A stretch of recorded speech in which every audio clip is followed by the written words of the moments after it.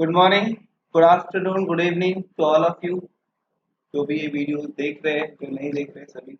हाँ, तो आ जाओ।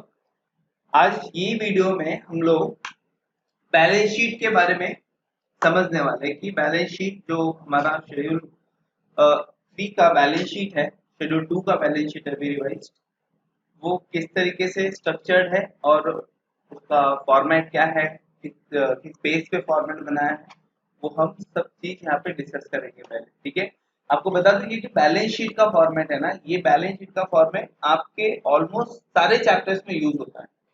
इसलिए ये बैलेंस शीट हम समझ के रखेंगे, अपने माइंड में फिट करके रखेंगे कि इसके जितने भी क्लासिफिकेशन है और जो भी टर्मिनोलॉजी यूज हुई है यहाँ पे उसका क्या मीनिंग है, किस बेसिस पे। ठीक है, स्टार्ट करें अभी ये बैलेंस शीट। चलो आ जाओ। Balance sheet first of all ये कंपनीज एक्ट 2013 की बैलेंस शीट है। कंपनीज एक्ट 2013 ये जो बैलेंस शीट है ये मैंने लिखा है एज पर। ठीक है, तो बेसिकली ये सिर्फ कंपनीज के लिए एप्लीकेबल है। जो भी कंपनीज इस एक्ट के अंदर रजिस्टर्ड है वो सारी कंपनीज के लिए ये बैलेंस शीट एप्लीकेबल है। ठीक है, तो ये बैलेंस शीट का के बारे में हम डिस्कशन करेंगे। आ जाइए, चलिए स्टार्ट करें। सबसे पहले इसके हेडिंग की बात करते हैं। ऊपर आपको कंपनी का नाम लिखना है सिंपल फॉर्मेट में, वहां पे ज्यादा कुछ करना नहीं है आपको। फर्स्ट ऑफ ऑल हम लोग बैलेंस शीट, हाँ बैलेंस शीट के ऊपर टॉप पे कंपनी का नाम लिख देंगे। ठीक है, आपकी कंपनी जो भी है यहाँ पे आ जाएगा डैश लिमिटेड, प्राइवेट लिमिटेड हो या लिमिटेड हो दोनों भी यहीं पे। ठीक है, उसके बाद बैलेंस शीट एज एट 31 मार्च, बैलेंस शीट एज एट 31 मार्च 2000, जो भी ईयर एप्लीकेबल है आपको वो ईयर आप वहां पे लिखेंगे। बैलेंस शीट एज एट 31 मार्च 2000, जो भी ईयर एप्लीकेबल है। तो हेडिंग के हिसाब से कुछ प्रॉब्लम नहीं है, जैसे हम बचपन में दिया करते थे 11th में 12th में वैसे ही है। बट ये जो फॉर्मेट है ना, ये फॉर्मेट वर्टिकल है, इतना ही फर्क है। पहले कैसा होता था फॉर्मेट हमारा, हॉरिजॉन्टल होता था। मतलब ये कि आपका जो एसेट साइड है और लायबिलिटी साइड है वो आपको हॉरिजॉन्टल वे में दिखता था, मतलब दोनों एक दूसरे के आजू बाजू में आपको दिखते थे, है कि नहीं। आपके लेफ्ट हैंड साइड में लाइबिलिटीज होता था और राइट हैंड साइड में आपके एसेट होता था। तो left hand side right hand side वहां पे होता था, debit side credit side balance sheet में नहीं होता है। बहुत सारे बच्चे लोग यहाँ पे कंफ्यूज हो जाते हैं। ठीक है, तो आपके लेफ्ट हैंड साइड में लाइबिलिटीज होता था, राइट हैंड साइड में एसेट होता था। वो हॉरिजॉन्टल बैलेंस शीट जो आज भी चलता है जनरली, जो सोल ट्रेडिंग कंसर्न है, मतलब जो प्रोप्राइटरी बिजनेस है, पार्टनरशिप फर्म है, वो फॉलो करते हैं। बट स्ट्रिक्टली ये जो हम लोग करने जा रहे हैं, ये कंपनीज एक्ट में जो भी रजिस्टर्ड कंपनीज है उनको ये फॉर्मेट ही फॉलो करना है। इसके अलावा वो कोई और फॉर्मेट अडॉप्ट नहीं कर सकते बैलेंस शीट बनाने के लिए। समझ में आया? तो बैलेंस शीट एज एन 31 मार्च जो भी है 2000, आगे 1920 के अभी आगे ही होगा जनरली। पर्टिकुलर्स आपको कॉलम दिख रहे हैं कैसे है, पर्टिकुलर्स, नोट नंबर और ये अमाउंट। पर्टिकुलर्स, नोट नंबर और अमाउंट।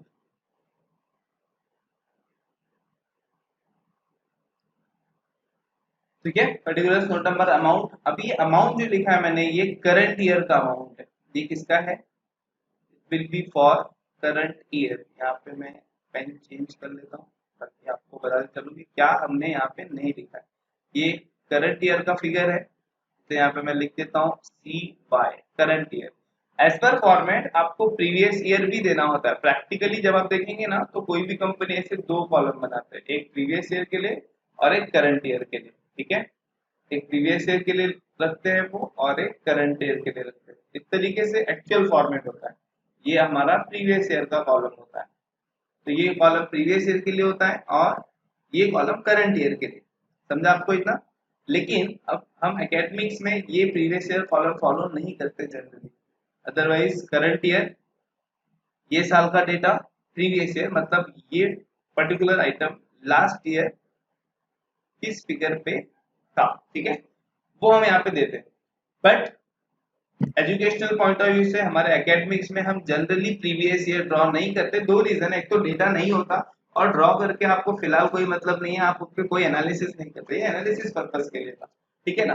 तो जनरली जब भी हम बैलेंस शीट बनाएंगे हम उसमें एक नोट लिखेंगे कि previous years figures are not given, ऐसा एक नोट लिख के हम वहां पे चलेंगे, ठीक है, कि previous year columns are not prepared as previous year figures are not given in question, ऐसा एक नोट देंगे तो बेटर है, नहीं देंगे तो इट्स आजकल कोई उतना ये कंसीडर नहीं करते, बट देना अच्छी बात है। तो प्रीवियस ईयर कॉलम होता है, करंट ईयर कॉलम होता है, मैं यहाँ पे प्रीवियस ईयर कॉलम नहीं ले रहा हूँ, मैंने आपको पहले ही बताया कि हम क्या करने वाले, सिर्फ करंट ईयर जो हमारे एकेडमिक्स में फॉलो होता है हम वो करने वाले, ठीक है। चलो आ जाओ, ये मैं पहले निकाल देता हूँ यहाँ से, आपको समझ गया रहेगा तो ठीक है, तो फिर कोई प्रॉब्लम नहीं। हाँ ठीक है, तो प्रीवियस ईयर करंट ईयर इस तरीके से आपका कॉलम चलता है। अब फॉर्मेट के बारे में तो आपको मैंने बता दिया कि आपका फॉर्मेट होता किस तरीके से, ठीक है। अगर आपको फॉर्मेट समझ गया है तो हम आगे बढ़ते हैं इसके कंटेंट के ऊपर। फॉर्मेट मतलब इनके कॉलम समझ गए तो हम कंटेंट के ऊपर चलते हैं, ठीक है ना। आपको इतना समझ में आ गया बैलेंस शीट का हेडिंग्स कैसे होगा, ऊपर टॉप पे कंपनी का नाम, बैलेंस शीट एज एड, हाँ याद देना पहले एज ऑन लिखते थे अभी एज एड लिखते हैं, तो मैटर नहीं है, ठीक है, वर्डिंग इंस्टीट्यूट से चेंज किया हुआ है आईसीआई ने। बैलेंस शीट एज एड 31 मार्च 2000, अभी मार्च में जितने भी कंपनी है सबको 31st डे ऑफ द मार्च को ही एड करना होता है अपना बैलेंस शीट जनरली, इसीलिए वो 31 मार्च फिक्स होगा। 2000 जो भी ईयर है वो पढ़ेंगे, पर्टिकुलर्स का कॉलम में पर्टिकुलर्स में देख रहे हैं आप, जो भी आइटम्स है वो लिखेंगे, नोट नंबर में वो पर्टिकुलर आइटम को कहाँ पे हमने कैलकुलेट किया है वो देंगे, बट अभी मैं बताऊंगा नोट नंबर की क्या है वो। अमाउंट कॉलम दो होते हैं, एक करंट ईयर और एक प्रीवियस ईयर। प्रीवियस ईयर का डेटा ये प्रैक्टिकली होता है, आपको थियोरेटिकली हम सिर्फ करंट ईयर का बताएंगे, बुक्स में भी आपको करंट ईयर का मिलेगा, ठीक है। प्रीवियस ईयर और करंट ईयर, प्रीवियस ईयर का डेटा जनरली क्वेश्चन में नहीं होता इसलिए हम नहीं बनाते, बट प्रैक्टिकली जब आप कहीं फॉर्म में जाएंगे काम करने, कंपनी में काम करने जाएंगे तो वहां पे प्रीवियस ईयर कॉलम भी बनाना पड़ता है, करंट ईयर कॉलम भी बनाना पड़ता है, समझ गया ना, मिनिमम रिक्वायरमेंट है, वो फॉर्मेट है, ठीक है ना। इसीलिए जब हम बनाएंगे तो वहां पे नोट लिखोगे ना तो आपको प्रैक्टिकल जब आप जाओगे तो वहां पे याद रहेगा कि हाँ हमने कुछ ऐसा सीखा है, अदरवाइज आप भूल जाते हो, ठीक है। प्रीवियस ईयर कॉलम होता है, करंट ईयर कॉलम होता है, हम सिर्फ करंट ईयर पे ही कॉन्सेंट्रेट करेंगे, याद है अगर आपको कि प्रीवियस ईयर कॉलम होता है, तो आप भूलते बहुत जल्दी हो आप लोग। ओके, तो आगे बढ़े, कंटेंट पे आते हैं, बैलेंस शीट का फ्रेमवर्क क्या है, किस तरीके से इसे फॉर्म किया गया। तो मैं आपको बताऊं यहाँ पे दो साइड है जनरली, जैसे हमने बचपन में सीखा था, अरे बचपन में 12th FY SY, liability side, ये इक्विटी एंड लाइबिलिटी जो लिखा है ना ये हमारा लाइबिलिटी साइड है, बराबर। और एसेट साइड इसके नीचे जहां पे आपका लाइबिलिटी साइड देखो यहाँ पे लिखा है मैंने एसेट्स, यहाँ से एसेट स्टार्ट होता है, तो ये वर्टिकल फॉर्मेट है, ये वर्टिकली जाता है, तो ऐसा मत कर लेना कि बाजू में ये बनाना इक्विटी एंड लायबिलिटी उसके जस्ट बाजू में एसेट्स, ऐसे नहीं होना चाहिए, आपको फॉर्मेट वर्टिकली बनाना है कि आपका पहले लायबिलिटी खत्म होना चाहिए, जहां पे लायबिलिटी खत्म हो रहा है, जहां पे भी लायबिलिटी के आइटम्स आपके फिनिश हो जा रहे हैं वहां से हम स्टार्ट करते हैं एसेट्स को लिखना। तो पहले हम एसेट्स से क्या करते हैं, हेडिंग सिर्फ एसेट्स है, फॉर्मेट में भी ऐसे ही लिखा है तो हम वही फॉलो करेंगे, एसेट्स लिखा, ठीक है। तो बैलेंस शीट के दो पार्ट आपको समझ में आ गए, एक पार्ट है आपका कौन सा, इक्विटी एंड लायबिलिटीज, तो हेडिंग ध्यान देना, हेडिंग इसी तरीके से एक्ट में है तो हम एटलीस्ट ये मेंटेन करेंगे, एक पार्ट है इक्विटी एंड लायबिलिटीज, दूसरा पार्ट है एसेट्स। तो सर ये इक्विटी एंड लायबिलिटी है, ये एसेट्स है, इसको सिर्फ लायबिलिटी क्यों नहीं लिख सकते, ये इक्विटी एंड लायबिलिटी वर्ड लिखने का क्या मीनिंग है, हम बैलेंस शीट डिस्कस कर रहे हैं ना तो एक एक वर्ड आपको डिस्कशन में इन्वॉल्व होना चाहिए, ठीक है ना। तो देखें ये इक्विटी एंड लायबिलिटी वर्ड क्यों है, ऐसे क्यों इन्होंने लिखा, तो मैं आपको बता दूं कि बिजनेस में दो तरीके के फंडिंग्स होते हैं, बराबर, इक्विटीज एंड लायबिलिटीज, ये हेडिंग क्यों है वो हम डिस्कस कर रहे थे, करेक्ट। लायबिलिटीज होना चाहिए, सिर्फ लायबिलिटी लिख दिए होते जैसे बचपन में लिखाया था। तो मैं आपको बता दूं किसी बिजनेस में दो तरीके का फंडिंग होता है, एक तो ओनर का खुद का फंडिंग होता है एंड दूसरा वो जो आउटसाइडर्स से लेता है या फिर उसके बिजनेस में जो आउटसाइडर का पैसा है। समझ में आया? बिजनेस में ओनर का पैसा, बिजनेस में आउटसाइडर का पैसा। तो आप ही मुझे बताइए कि लायबिलिटी क्या होगी, आउटसाइडर के पैसे को लायबिलिटी बोले या ओनर के पैसे को लायबिलिटी बोले? जनरली जनरल लिखेंगे, करेक्ट है। मतलब ये हो गया कि जो ओनर का पैसा है बिजनेस में वो लायबिलिटी वर्ड से नहीं हमको रिप्रेजेंट करना चाहिए। जो आउटसाइडर का पैसा बिजनेस में है वो एक तरीके का लायबिलिटी है अगर देखा जाए जेन्युइनली, ठीक है। इसीलिए ओनर के पैसे को इक्विटी कहा गया। बात समझ में? ओनर का जो भी पैसा है बिजनेस में उसको इक्विटी कहा गया। लेकिन अगर आप अकाउंटिंग प्रिंसिपल अप्लाई करेंगे तो याद होगा आपको अकाउंटिंग प्रिंसिपल में कि ओनर और बिजनेस दोनों सेपरेट है। सेपरेट लीगल एंटिटी का आपने कॉन्सेप्ट देखा होगा। तो जब ओनर और बिजनेस दोनों सेपरेट रहते हैं, यहाँ पे सेपरेशन है, तो बिजनेस में बिजनेस के लिए ओनर का पैसा भी लायबिलिटी होता है, वो अकाउंटिंग कॉन्सेप्ट के हिसाब से। समझ में आया ना? तो अब मैं यहाँ पे कंक्लूड करता हूँ कि बिजनेस के पास जो भी फंडिंग है, ओनर की फंडिंग इक्विटी है और आउटसाइडर की फंडिंग लायबिलिटी है। ये समझ में आया आपको? इसीलिए हेडिंग है इक्विटी है लायबिलिटी है। इसके बारे में ज्यादा डिस्कस करने की जरूरत नहीं है, वो तो मैं आपको बता रहा था ऐसा क्यों है। चले आगे फटाफट कवर करते हैं। अगर तो ये इक्विटी मतलब ओनर का पैसा, लायबिलिटी मतलब आउटसाइडर्स के का पैसा, ठीक है, जो आउटसाइडर का फंडिंग है बिजनेस। चलो आगे देखते हैं।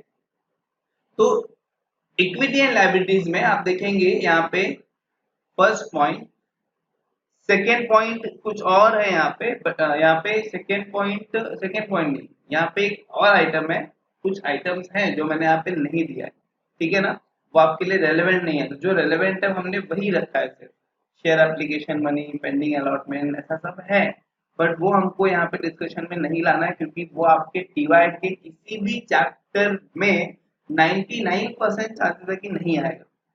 1% आपका नसीब करा रहा तो वो फिर ठीक है, बट ठीक है। तो ये आपके लिए फॉर्मेट, फर्स्ट मैंने लिखा है पे शेयर, क्या share holders fund.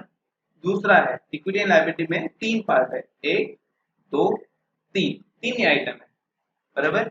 Equity and liability में तीन ही आइटम है, share holders fund, non current liabilities, current liabilities. देखा आपने? शेयर होल्डर्स फंड ये सीधा सीधा क्या है, इक्विटी है। शेयर होल्डर्स फंड क्या है आपका, शेयर होल्डर्स फंड ही तो है इक्विटी। तो इसीलिए शेयर होल्डर्स फंड इक्विटी को बिलोंग करता है और ये दोनों लायबिलिटीज है, लिखा हुआ भी है यहाँ पे, ठीक है ना। बट एक लायबिलिटीज को अलग अलग क्यों किया है हमने, ये लायबिलिटी अलग अलग सेपरेट क्यों है, यहाँ पे लिखा है नॉन करंट लायबिलिटीज, ये है करंट लायबिलिटी, समझे? ये लिखा है नॉन करंट लायबिलिटी, ये है करंट लायबिलिटी।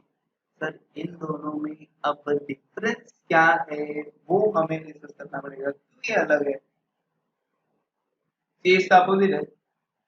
एक बहुत जनरल जो असर्शन है ना बच्चों का, वो मैं बता देता हूँ। करंट लायबिलिटी मतलब सर जो अभी पे करना है, करेक्ट। और लॉन्ग टर्म लायबिलिटी ऐसा नहीं है, बच्चों का असर्शन ऐसा होता है कि ये पेबल्स है जो अभी पे करना है, और लॉन्ग टर्म लायबिलिटी जो बहुत ही टाइम से पेंडिंग है। एग्जांपल देता हूँ मैं, जैसे अगर मैं बोलूँ कि से 10% डिबेंचर, ठीक है, 10% डिबेंचर मैंने इशू किया था समझो 4 साल पहले, करेक्ट। तो बच्चे बोलते हैं हाँ 4 साल पहले इशू किया था तो वो नॉन करंट लायबिलिटी है, बराबर। तो ऐसे तो मैं बोलूँ कि समझो मैंने अभी 2 महीने पहले इशू किया था तो वो करंट लायबिलिटी हो जाएगी क्या? नहीं। समझे मैं क्या पूछ रहा हूँ? तो जो हम लायबिलिटी डिसाइड करने के लिए पीरियड कंसीडर करते हैं ना, वो हम पास्ट पीरियड कंसीडर करते हैं कि कितने दिन से वो लायबिलिटी है, समझे क्या? पहले हम ऐसे ही करते हैं और मोस्टली सब बच्चे ऐसे ही करते हैं, हम ये देखते हैं कि हमने कितने दिन से लायबिलिटी हमारे पास है, ऐसे बच्चों का थिंकिंग है, मतलब ऐसे आप लोग सोचते हैं। बट अब मैं जो बताने जा रहा हूँ ना उसको ध्यान से सुनना और ऑलवेज अपने माइंड में सेट करके रखना, इंटरव्यू में गए आपको काम आ जाएगा, समझे क्या? नॉन करंट लायबिलिटी और करंट लायबिलिटी, इन दोनों में डिफरेंस क्या है, ध्यान से सुनना। करंट लायबिलिटी मतलब वो लायबिलिटीज है जो हम जो हम ठीक है, जो लाइबिलिटी को 12 मंथ्स के अंदर हम पे करने वाले हैं, ये फ्यूचर की बात कर रहा है, ये पास्ट की बात नहीं कर रहा है। मतलब liabilities to be paid within 12 months, within, यहाँ पे मैं एक वर्ड ऐड कर दूं तो ज्यादा बेटर होगा, with in next 12 month after 31st March, with in next 12 month,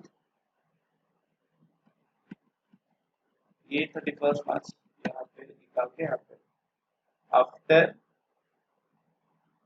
31st मार्च जो भी आपका बैलेंस शीट बन रहा है, समझे क्या? Liabilities to be paid within 12 month after 31st March. ये 12 मंथ मतलब क्या है? ये आपका ऑपरेटिंग साइकिल है, एक एज्यूम्ड ऑपरेटिंग साइकिल, मतलब एक ऑपरेटिंग साइकिल के अंदर कुछ पे होने वाला है,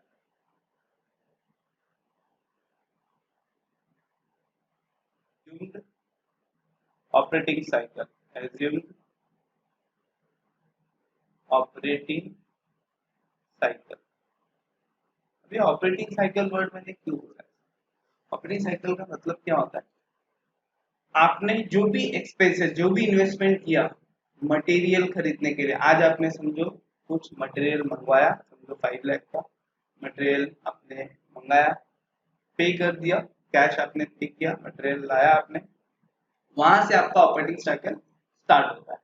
ठीक है, मटेरियल आएगा, आपके गोडाउन में रहेगा समझो 1 महीने तक, उसके बाद प्रोडक्शन में रहेगा 1 महीने तक, प्रोडक्शन से फिनिश स्टॉक में रहेगा 1 महीने तक, 3 महीना हो गया, उसके बाद वो सेल होता है, सेल होने के बाद लेटर 1 महीना लेता है पेमेंट करने के लिए, 4 मंथ हो गया। तो डेटर ने जब पेमेंट किया आपको, तो वो क्या हो गया? कैश कन्वर्ट हो गया कैश में। जब आपने मटेरियल खरीदा था तो कैश आपके पास से गया, और जब आपका डेटर ने आपको पैसा दिया तो आपके पास से आपके पास फंड वापस, वो कैश वापस आ गया।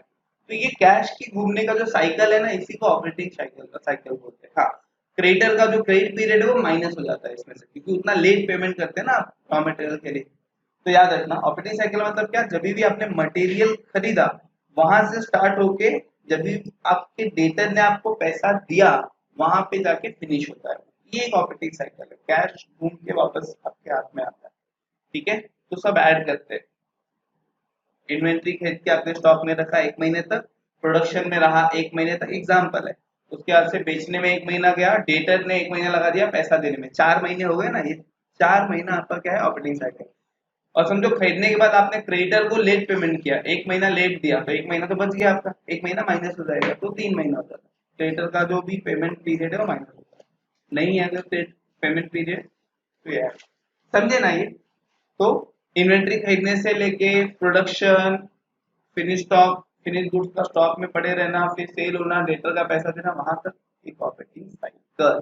चलो ठीक है, तो एक ऑपरेटिंग साइकिल बोलो या 12 मंथ, मैंने ये ऑपरेटिंग साइकिल को 4 मंथ जो मैंने एग्जांपल में लिया, ये मेरा यहाँ पे 12 मंथ है, जनरली 12 मंथ ही हम कंसिडर करते हैं एक ऑपरेटिंग साइकिल। समझे क्या? तो जो भी फंड एक ऑपरेटिंग साइकिल के अंदर या 12 महीने के अंदर पेबल है, मुझे जो भी लाइबिलिटी पेबल है 12 महीने के अंदर, वो मेरी करंट लाइबिलिटीज है। वो क्या है? मेरी करंट लाइबिलिटी। तो सर इसका मतलब ये हो गया कि अगर समझो डिबेंचर, डिबेंचर मैंने 5 साल पहले इश्यू किया था और अभी 2 महीने बाद उसका पेमेंट करने को आ गया, 5 साल पहले इश्यू किया था आपने और आपको अभी रिडीम करना है, 2 महीने बाद आपको रिडीम करना है, तो क्या सर वो शॉर्ट टर्म करंट लायबिलिटी है? यस। अगर आपको 2 महीने के बाद किसी भी लायबिलिटी का पेमेंट करना है, यानी कि 12 मंथ्स के अंदर किसी भी लायबिलिटी का पेमेंट करना है, कोई भी लायबिलिटी का पेमेंट करना है, वो आपका करंट लायबिलिटी माना जाएगा। समझे क्या?